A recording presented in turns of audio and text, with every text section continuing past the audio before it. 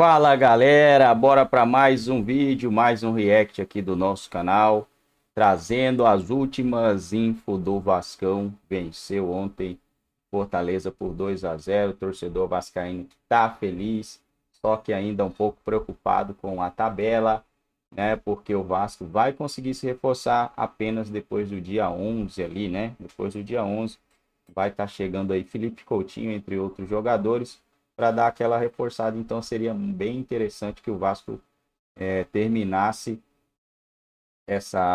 o primeiro turno, né, com pelo menos 20, 21 pontos. Já seria muito bom se o Vasco conseguisse isso daí, que aí no segundo turno já conseguiria ali uma briguinha por Sul-Americana, né, para o ano que vem poder disputar uma competição internacional. E também esse negócio da SAF ser vendido, o que vai acontecer. O Vasco ano que vem tem que vir melhor que esse ano, né? Isso aí é um fato e eu acredito que virá. Amassa o dedão no like, se ainda não é inscrito, se inscreva no canal e bora pro vídeo. Sabe o que? Maluma. Jogando em São Januário, o Vasco venceu o Fortaleza 2-0 e se afastou mais da zona do rebaixamento. Flavinho, que acompanhou, mostra pra gente. Fala, Flavinho! O jogo começou em ritmo acelerado. O Vasco, como sempre, apostava nas cabeçadas do Verratti. O Fortaleza em outro atacante argentino, Lucero. O goleiro João Ricardo tinha trabalho com o Verratti. E nessa jogada, ainda apareceu bem para evitar o gol na finalização do Hugo Moura. Verratti mostrava seu bom tempo de bola no alto, mas errava a pontaria. O Fortaleza respondia com um repertório mais variado, só que esbarrava no Léo Jardim. Até que o Hércules fez falta no Adson e foi expulso. Com um a mais, o Vasco saiu na frente ainda no primeiro tempo, com o Matheus Carvalho acertando esse chute no cantinho. E eu acho que a gente tem equipe para brigar lá em cima, né? Distanciar do Z4, aproximar de uma classificação de Sul-Americana, brigar lá na frente, eu acho que é isso sempre. O segundo tempo começou com o Verratti acertando a trave. O Vasco passou a dominar o jogo e Paulo Henrique quase fez o segundo. Aí o Verratti apareceu com seu cabeceio preciso, fulminante, a especialidade da casa. Sexto gol do argentino, que briga pela artilharia do brasileiro. É um cara que briga o tempo todo, que disputa todas as bolas e que a gente sabe que é uma arma muito forte da nossa equipe, essa bola na área. Então, é um cara que é excepcional como pessoa e como atleta, que tem feito os gols, tem nos ajudado muito, não só na bola aérea, mas também com a sua dedicação, com a sua entrega dentro de campo. O Vasco ainda teve a chance de fazer o terceiro com Eric Marcos, mas João Ricardo defendeu. O Vasco vence mais uma com Rafael Paiva e vai se afastando da zona de rebaixamento. Sob o comando do técnico interino, em 4 jogos foram 2 vitórias, um empate e apenas uma derrota. E me sinto pronto para o que o Vasco achar que tem que ser. E vou me colocar à disposição, seja um jogo, 2 jogos ou a sequência toda. Estou para ajudar e me sinto cada vez mais confiável para fazer o que eu acredito com a equipe, com os jogadores, então a sinergia está sendo muito boa. Verratti e Rafael Paiva, a dupla responsável pela reação do time da virada. Esquece, esquece, esquece, esquece que hoje tem gol do Pablo Verratti. Esquece, esquece, esquece, esquece. Artilheiro jogando no Vasco, hein? Imagina se fosse no Flamengo. Esquece. Olha aqui! Ele seria reserva. Ah!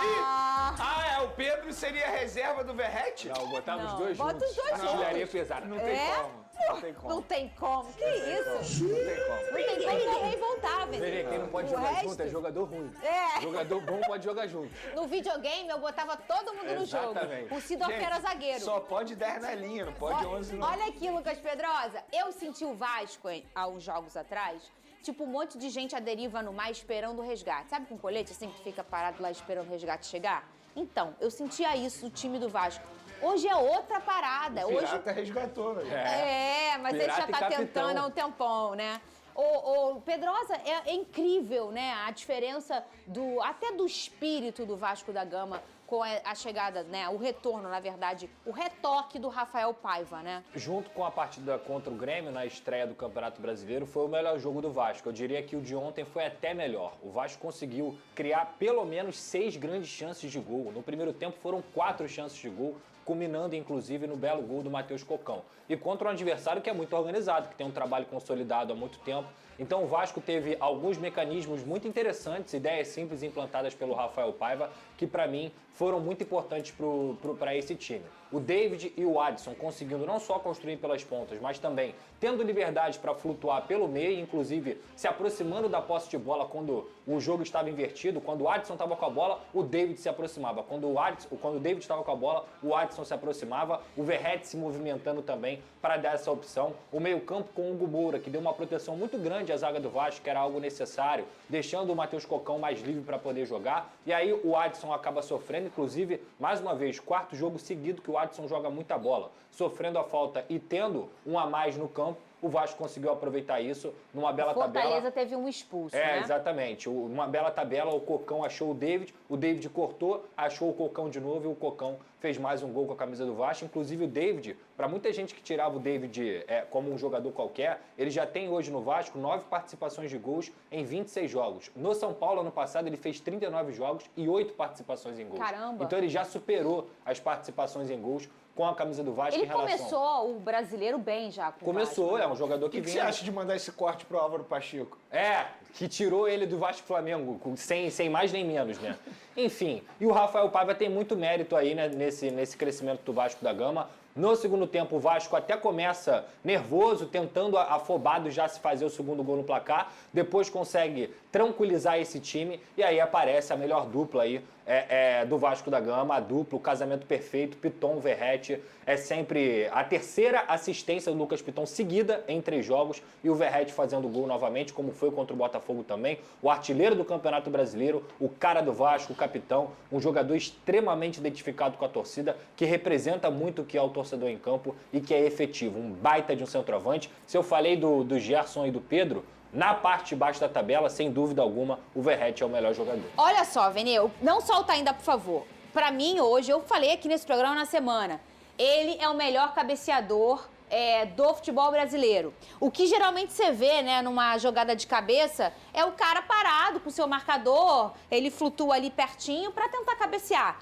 O Verratti, ele busca a bola. Sim. Porque ele é tão experiente e ele é tão inteligente que ele faz uma previsão da trajetória dela. Quando a bola sai do pé dele, ele já entende aonde ela vai parar, que ele sabe que não é onde ele tá.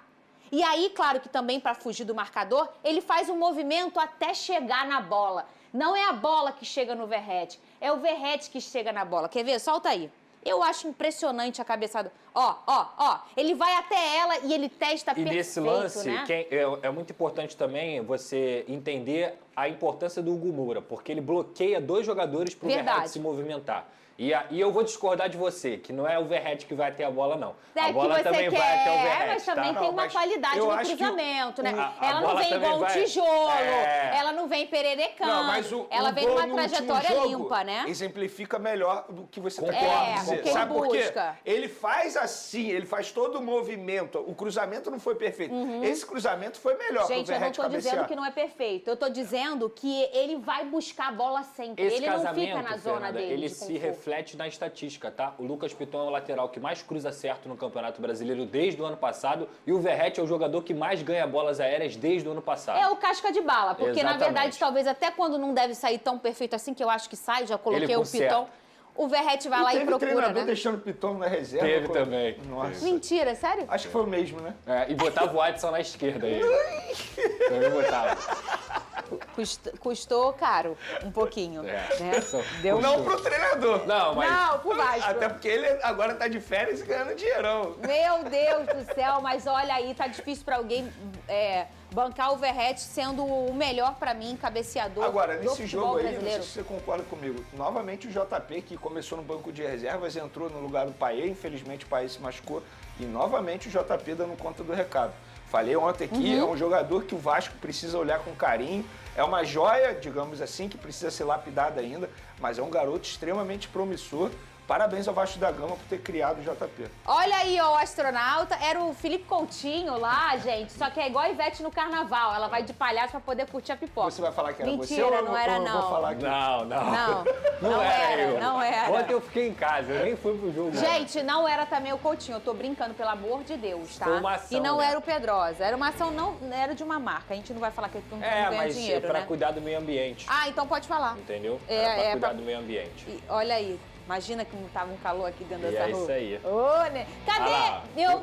Ah, fala. Cuidem do meio ambiente, que o Legal. futebol só existe aqui nesse planeta. Que bonitinho. Põe aqui meu falar em meio ambiente aqui, ó.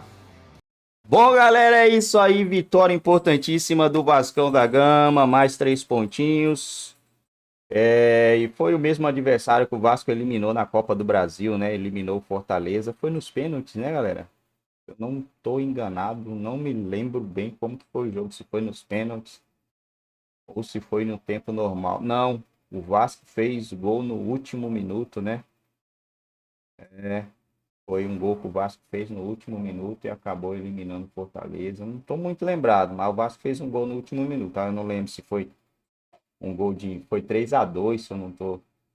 Cara, minha memória tá ruim, hein? Eu acho que foi 3-2 o Vasco pra cima do Fortaleza, jogando pela Copa do Brasil. E só volta no mês que vem, né? Copa do Brasil mês que vem. E o próximo adversário do Vasco é o Inter. O Inter que não tá legal, tá? O Inter perdeu pro Atlético Mineiro jogando... não é em casa, né? Mas o mando de campo é do Inter. Então, se o Vasco vai... Cara, já pensou? O Vasco vence o Inter e vence o Corinthians, velho? Nossa.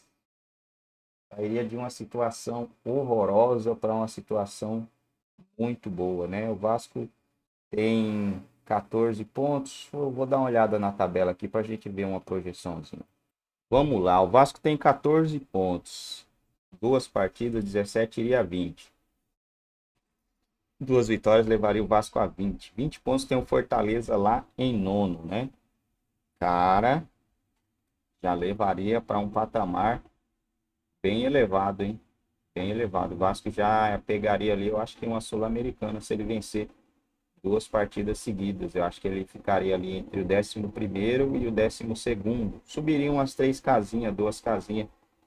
O que é mais importante nesse momento, né, é o afastamento da zona de rebaixamento, né? Conseguir uma gordura ali de 6 pontos, 7 pontos, 8 pontos.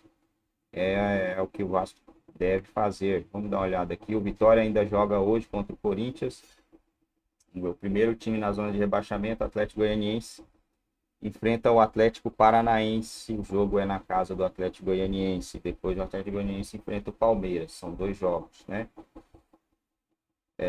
Digamos que o Atlético Paranaense consiga um empate e uma derrota para o Palmeiras, 1 ponto somado para o Atlético Goianiense. Se o Vasco vencer 2, ele já está a 3 pontos, ficaria 3 mais 5, né? Iria a 8 pontos do Atlético Goianiense, não da zona, né?